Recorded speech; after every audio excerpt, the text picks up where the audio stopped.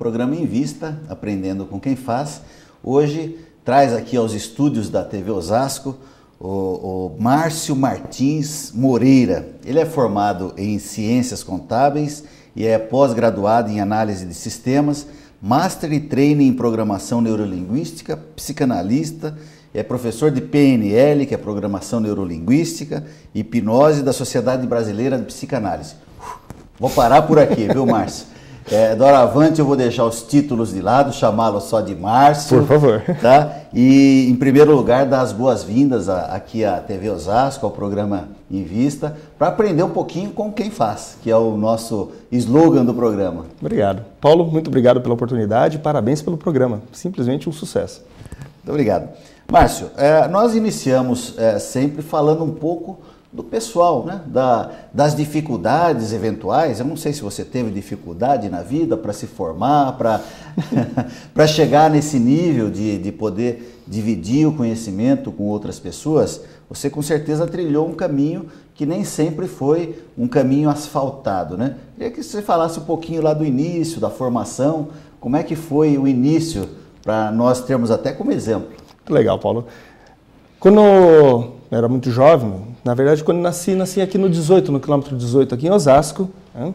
E quando muito jovem, muito criança, realmente muitas privações. A gente estudou em colégio público, graças aos pais, até o segundo grau, em colégio estadual. Trabalhei desde os 12 anos de idade, né? Trabalhava no centro de São Paulo, trabalhava em umas empresas no centro de São Paulo, e sempre tive como meta na minha vida, desde pequeno. Naquela época era o surgimento, isso ó, um tempo atrás, era o surgimento da era da informática. Trabalhava-se com poucas opções, mas era o grande surgimento. Então eu tinha sempre vontade de fazer os cursos, mas sempre com muitas privações, sempre foi indo devagar, fazendo as coisas devagar.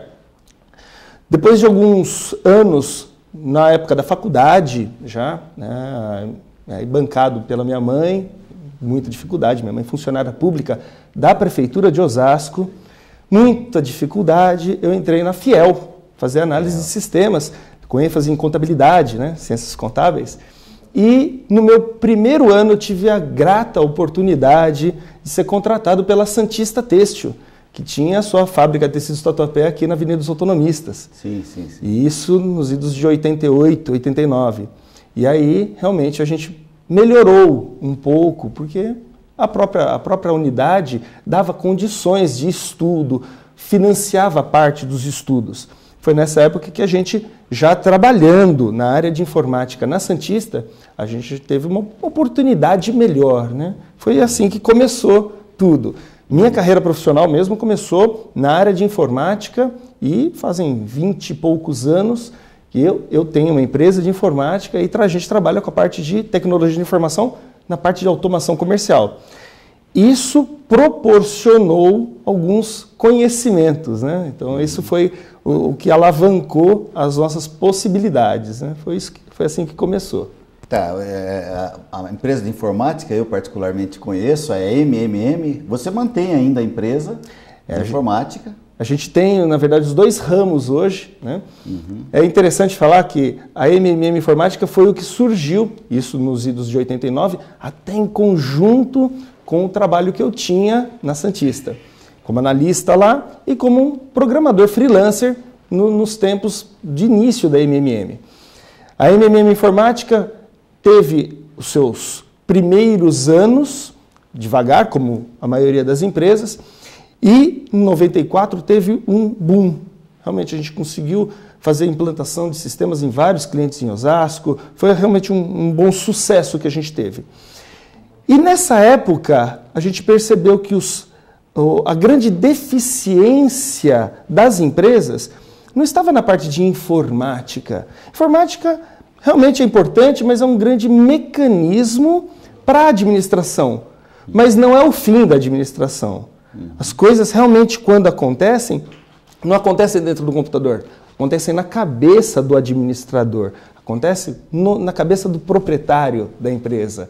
E aí a gente começou a perceber isso, que o que realmente, onde a gente poderia atuar de uma forma mais contundente na empresa, se a gente começasse a trabalhar a mentalidade, começasse a utilizar as missões, a visão da empresa e alinhar isso com o proprietário, com os funcionários. Então a gente percebeu que o valor humano na empresa é muito maior do que a tecnologia, muito mais importante do que a tecnologia que é aplicada hoje. E aí que deve ter surgido o Instituto MMM também, Mentes Mudando o Mundo, né? Que bem criativo, né? Exatamente. O Instituto Mentes Mudando o Mundo surgiu exatamente para trazer, cobrir essa lacuna que ficava de treinamento para o empresário, para os funcionários. O que aconteceu num determinado momento é que toda a implantação era feita, todo o trabalho de informatização de uma empresa era feito e existiam resistências por crenças das pessoas de que aquilo poderia não funcionar, de que aquilo, uma das ideias, de que aquilo poderia tomar o meu emprego.